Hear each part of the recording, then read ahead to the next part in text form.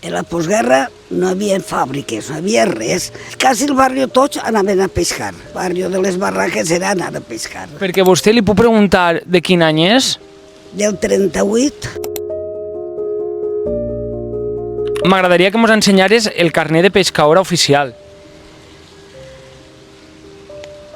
El pots ensenyar a càmera, tu, directament. Mira, ensenya-lo, ensenya-lo. Quants anys vas estar sent pescadora? Pues, pagant quint, hasta que me casé. Que el meu home era pescador de tota la vida, des de xicotet, que venia de pares a fills, i ell no me deixava entrar a pescar si no anava en regla. Pescava, pues, com tot el món, en canyetes i al port, i a l'Essec, i a fora, però casar-me i anar-me'n a viure a l'Albufera, el meu home ja no volia que entrara perquè calava mornells, calava pedres, que pedres és una altra classe per les anguiles. Entonces el meu home volia que estiguera dins la llei. I què vol dir calava? Cada cosa necessitava uns aparells. L'anguila necessitava mornells més espessets. El peix tenia la medalla més grossa, que era el monoig. I jo calava pedres, tira-li. Tira-li. Què és el que menjàveu en la postguerra? Perquè si no n'hi havia res... Home, a la postguerra hi havia creilletes, peix. Allà a les 12 venien els pescadors.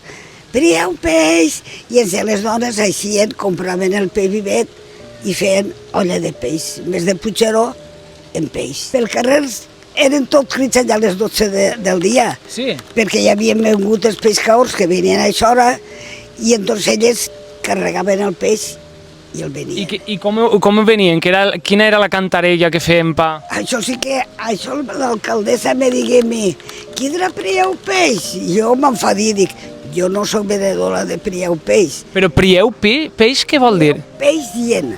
Prieu peix és el que diuen? Sí. I què vol dir, prieu peix? Ah, de pilleu. Pilleu peix. I després se dia prieu peix. Prieu peix. Sí. I volia dir, veniu a... Exacte. Prieu peix. No era peixet vivet. Trieu peix. Ah, trieu. Trieu peix. I al final se queda en quidreu peix. No sabies ja el que dien. Ja no sabies ni el que dien. I diem peixet vivet o això no ho dien? Sí, sí. Cantaven peixet vivet. Peixet vivet. Jo ne duia i el donava així al poble. Anava a pescar després de que morir el meu home i tot. Jo anava a pescar al Perellonet. I el peix que duia m'esperaven a la porta i el regalava. I així en la plaça de la Llotzeta m'imagino que és on es feia la llotja, no? Del peix? Sí. Així res. Així res. És d'ahí pa allà. Vale. El carrer de la Font, per ahí. Però és les barraques, el centre és on se feia tot. Creus que això s'ha perdut? Clar, s'ha perdut, no n'hi ha, ni pescadors. Pescadors sí, en quin com jo, però que vaig anar a l'Albufera. O sigui, s'està perdent la pesca. Aficionats, ara van aficionats. Però com antes, que se guanyaven la vida i passaven la caça del peix, això ja no. Ja no existeix. Ja no existeix. I què creus que passarà? Què passarà? Que es perdrà. I l'Albufera també. Si no anaren les barques que trauen passatgers, això estaria perdut ja. Perquè l'Albufera, jo la conegut l'Albufera com si fos una alfombra tota de verd, que això se dia esprella. Jo un dia a replegar les canyetes de les anguiles i li dic al meu home, dic, Miguel, jo dic, que és que quan t'alça la perxa trac brosta d'esta. Diu, perquè no saps pescar, ni perxar. Res. Dic, home, ara ho ha perdut tot. Ara ja se m'ha oblidat. Dic, al casar-me tu ho ha perdut tot. Veges. Això és mansplaining de tota la vida. I en seguida se'n va ella per d'ell, que calava en un altre puesto, i ve i diu, tens raó tu.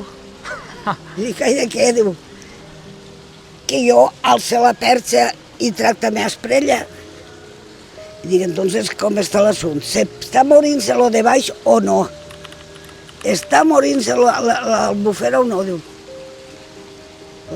no sé, dic, home, tu més que jo, perquè ell tenia 17 anys més que jo.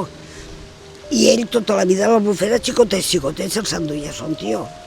Dic, tu imagina't que les conegué igual que jo, tota una esprella, fora una alfombra era, i estava a carreteres.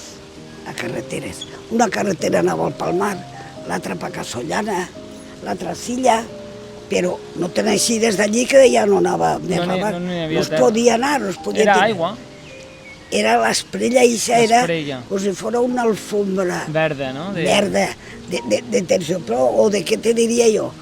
Una cosa així, una com cosa, a però esponjosa, tota rara. la vida. Salvador, ha sigut un plaer i m'agrada molt parlar amb tu. I a mi, el que sigui menester, xiquet.